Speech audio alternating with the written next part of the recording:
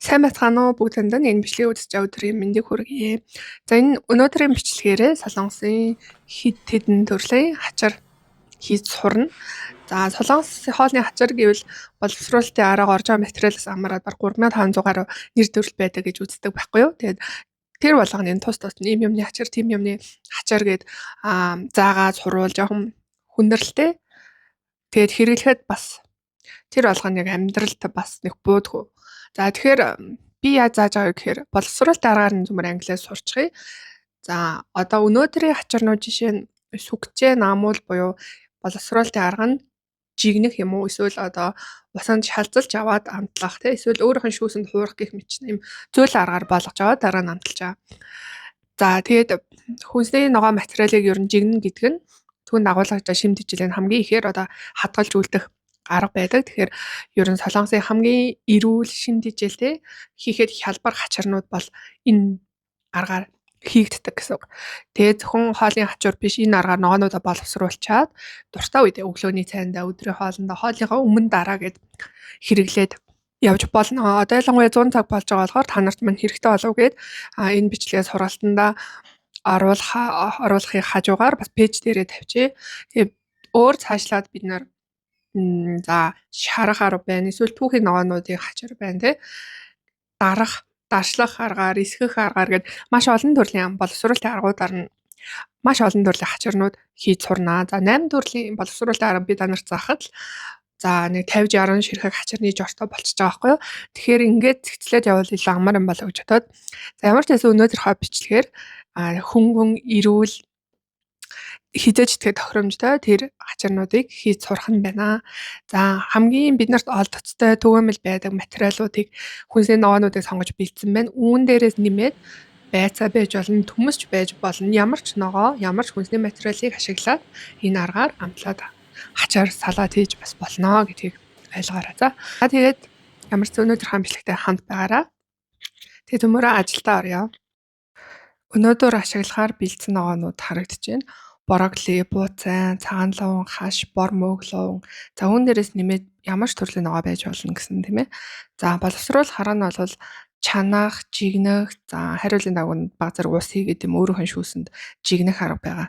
Эдгээрийн алиг нь ч ашиглаж болно. Өнөөдрийн 6 ногоогоо бүгдийг нь чансан ч болно, жигнсэн ч болно гэсэн үг. Би аль болох бүх төрлийн аргаар боловсруулж болгож харуулахыг хичээе. За тэгээд амтлагын хувьд бас хой соус, гүнжлийн тос, сармис, нухсан сармис юм уу, нунтаг сармис. За үндсэн ийм 3 төрлийн амтлага орно. За энэ маань тэр чансан, жигнсэн ногоонд маань зохицсон хэдий хурц биш амттай болгоно. За ногооныхоо онцлогоос хамаараа дээрээс нь нэмэлтээр дурын амтлагчудаа бас нэмж болно л доо. За хамгийн эхлээд ногоонуудаа угаад цэвэрлэж бэлтнэ. За бусад ногоонууд нь бол энгийн брокколиг харин цэвэрлэхэд жоохон төвхтэй байдаг те бас их хугацаа орох гэдэг. За брокколигийн салаа, завсаар одоо шавж, ялаа, заман тоос шороо байдаг болохоор брокколи ч ил цэцгэлж ураатай шүү дээ. Тийм учраас усанд дэвтэн зүгээр энгийн усанд дэвтэйгээд бол бохирдол нь тийм амар сайн арилгахгүй. Тиймээс нэг халбаа гурилтаа усанд 30 минут дэвтээж болно. За аль эсвэл алюминий цуу содтой усанд дэвтээж болно. За гурил хийснээрээ наал дамхаа одоо чанар нэмэгдээд тэр завсраар тоос шороо бохирдлыг бас сайн арилгаж өгдөг. Тэгэхээр өнөөдөр гурил ашиглаж байна. Брокколиго далд орох хэмжээний хангалттай их ус хийж байгаа. 1-2 хоолны албаг ус игээд брокколинуудаа жижиглээд 15-аас 30 минут дэвтээгээд дэвтэж байгаа хооронд нь бас хөдөлгөө зайлээд өгвөл бүр сайн. За ингүүл бас брокколи маань маш сайн цэвэрлэгдэнэ. Брокколиг нэг дор нилээдэг цэвэрлээд хөрөвчөндөө игээд тавьчихаар хоолнд хэрэглэх болгондоо цэвэрлээл дэвтээгээд авахгүй маш амар байдаг. За ингээд бохирдол нь бол маш сайн гардаг Надад бол брокколитой хоолтой хөгжилтэй дурсамж бол байгаа. Нэлээд олон хүний хоол хүүхэд ахтай хийж агаад тэр ялангуяа Монгол брокколи байсан л та. Тэгээ брокколитой янзын гоё шүл хийсэн юм аа. Гомтой шүл, ногоотой, тэгээд гомтой брокколитой шүл. Тэгэл яс масаар шүл гаргаал гоё шүл болоод гаргахын өмнө харсан чинь амтлаг цацсан юм шиг хар алга болцсон байсан. Тэгээд сайн харсан чинь дүүрэн жижиг ялаатай байсан. Тэгээ сайн цэвэрлэхгүй бол Монгол борооглын ялангуяа маш их ялаатай байдаг. Тэгээ тухайн үед бол би ялааг нь хамж агаад хүмүүст өгч гэж байсан уучлаарай. За одоо бол маш сайн цэвэрлдэг.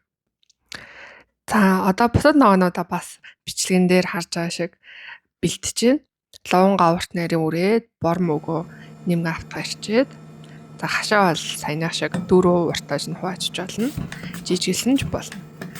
За цагаан лавангаа бас үрж байна.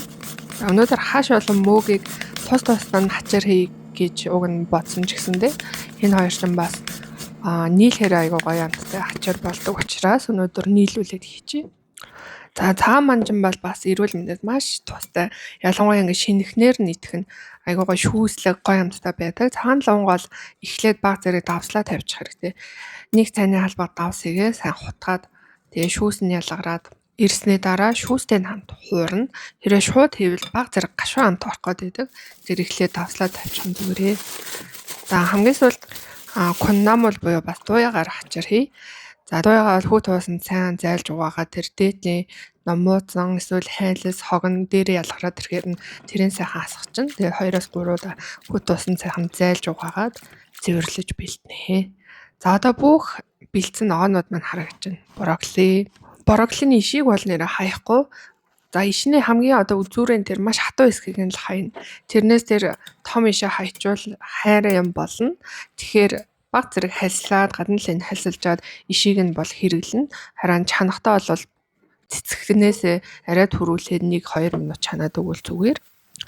За ингээд мөөг болон хашны хачирнаас эхлэе. За эднэрээ хэрчээл баг зэрэг ус хийгээл таглаа тавьчихна. За ногоонуудаар хачир хийхдээ ер нь ялцаатлан, болтлон, хорчидлон бас нэг чанахгүй. Нэг 70-80% болцтой, жажлууртай байвал ер нь зүгээр байдаг. Тэр чинээрээ шимт хижээлийн хадгалж авч үлдчихэж байна гэсэн. За энэ хоёр маань баг зэрэг ус хийгээд 5 минут чигэнчээр ингээ болчихж байгаа. Үүн дээрээсээ амтлна. За түрүүн хэлсэнчлэн сой соус, сармаас гүнжтэй тосоор амтлахаас гадна энэ хоёр дээр гүчүүгаараа буюу халуун ногоо жоохон хийгээд өчгөр илүү гоё амттай болдог. За мөн ойстер соус бас хийж болно. Мэдээж хийхгүй ч байж болно те. За хашаа ингээд гараараа бас жижиглээд өгч байна. Амтлагаа нь гүчүүгаараа сой соус. За баг зэрэг сармаас гүнжтэй тос. За ингээд амталчаар те маш гоё ачаар болно. Гүнжтэй тос нь өөрөө бас хурдан гимтдэг тос болохоор юм хуурж шарахаасаа илүүтэй дандаа болсон холоо хамтлуул маш гоё англи үнэртэй гоё тижээлэг амттай болтгоо. За ингээ хамгийн ихний ачаар маань бэлэн болчихж байгаа. Болснохон дараа баг зэрэг гүнжтэй уур цацаад тэгээ болно. За хоёр дахь нь нөгөө твтээсэн цагаан луван маань баг зэрэг шүүс ялгарсан байгаа. Тэр шүүстэй хамт жигэн чинь. За амтлага нь бол бас үндсэн амтлагын адилхан. Гэхдээ энэ удаа тийм нухсан сармас хийгээд булангартай болохгүйгээр сармасаа усанд хийж агаад шүүгээд одоо сармасны амттай усаар амталж яана гэсэн үг л те. Жохон цэвэрхэн шүүстэй болох гэнэ. За цагаан лаванг ер нь ингэж хийгээд тогтмол хоол хүнсэндээ хэрэглэх юм бол маш олон ач тустай байдаг. За жишээлх юм бол хоол боловсруулалтыг дэмжинэ, тархлааг сайжруулна, за илгийг мөн цэвэрлэдэг те. Залуужуул үйлчлэгээтэй гих мэтчлэн маш ач тустай байдаг. За энийг бас бүрэн болгохгүй 4-5 минут орчим тэр шүүсэнд нь буцалгаад за дээрэс нь гүнжтэй тос баг дээр хар перц хийгээд амталчихна. За ингээ хоёр дахь хачир маань бэлэн болж байгаа. За эхлээд давсалцсан учраас энэ дээр нэмэлтээр давс ч юм уу сой соус бол хийхгүй байж болно. Амсаж үзээд амтлагаагаараа тааруулаарай. Шүүсийн цагаан лаванг бол бүрэн ширгээгээд байх шаардлагагүй. Баг зэргийн шүүстэй байхдаа илүү гоё тааламжтай байдаг. За дараагийн хачир бол бууцаа.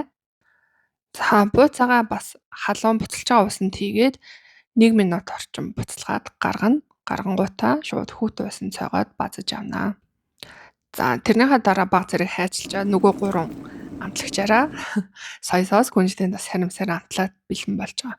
За юуцаагаар яаж хачир ивэ гэж хүмүүс бас их асуудаг тий. Юуцааг ч гэсэн яг адилхан энэ аргаар богино хугацаанд чанаад тэгээ шүүж аваад амталж болно. Ер нь навчит ногоонуудыг хамгийн амар эрүүл аргаар боловсруулж гоё бас хачаар салаад хийж идэг гэвэл ийм энгийн аргаар хийд идэрээ. Нугсан сармас хэтэрхий хурц амтагдаад байдаг бол баг зэрэг нунтаг сармас хийчихвэл арай ааг багтай. Тэгээд дөөл амттай болдог шүү. За ингээ бууцааны хачаар маань бэлэн болчихж байгаа. Маш гоё амттай төмрөөр баялаг те бууцаа маань олон хүмүүс дуртай байдаг. За бууцаажaan суусандаа шууд бороглого хийчи дөрөв хэлсэнчлэн 100 иш хэсгийг нь эхэлж хийж 1 минут буцалгаад зараас нь цэцгийн хэсгүүдийг хийгээд чанчвал зүгээр. За ингээ нэг 3-аас 4 минут чанахад хангалттай. Ер нь ногоонууд нь баг ажлууртай байвал илүү сайн. Чанж байгаа усандаа баг зэрэг давс ирчихээр ногоонуудыг ялангуяа өнгө нь маш гоё сэрэгдэг. За бороглого харин гүнждийн тосоо нэлээд нунтаглаж үрээд тэгээ баг зэрэг нунтаг сармас тэгээд оливын тосоор амтлая. За бороглого ингэж амтлаад бэлдээд тавьчвал өглөөний цайнд одоо шарсан өндөгтөгөө өдөр хоолынхоо өмнө 100 шуулгаад гих мэтчлэн ямар ч үед идэхэд маш эрүүл бид нарын шим тэжээлтэй хачаар салаад болно. За тэгээд баг зэрэг давс цацаад гүнждээ өрөө нунтаглаж цацаад оливын тосоор амтлахад ер нь болно. За ингээ бороглины хачаар маань бэлэн боллоо. Ингэж бэлдсэн бороглыг хөрөгчөнд 3-аас 4 өдөр хадгалахад ямар ч асуудалгүй тагтаа савнд хийгээд хадгалчихна гэсэн. За одоо улаан луванга янзлаа. За лувангийн хувьд бол тосон дуусах амин мөдөр баялаг байдаг болохоор маш зөөлөн гал тэр баг зэрэг тосонд хуураад өгнө илүү оновчтой. Тэгээд илүү нэг шархаасаа илүүтэй тосондоо бүлээн тосондоо ер нь баг зэрэг нам гал дээр хуураад өгнө. За амтлагын хувьд бол мөн нөгөө үндсэн 3 амтлагчийг хийж болно. За аль эсвэл зүгээр давс перцээр амтлаад ингээ хуураа тавьсан ч болно. За энэ луванга кимбабын завсаар хийж болно. Эсвэл зүгээр хоолнуудын хачаарт мөн хэрэглэж болно.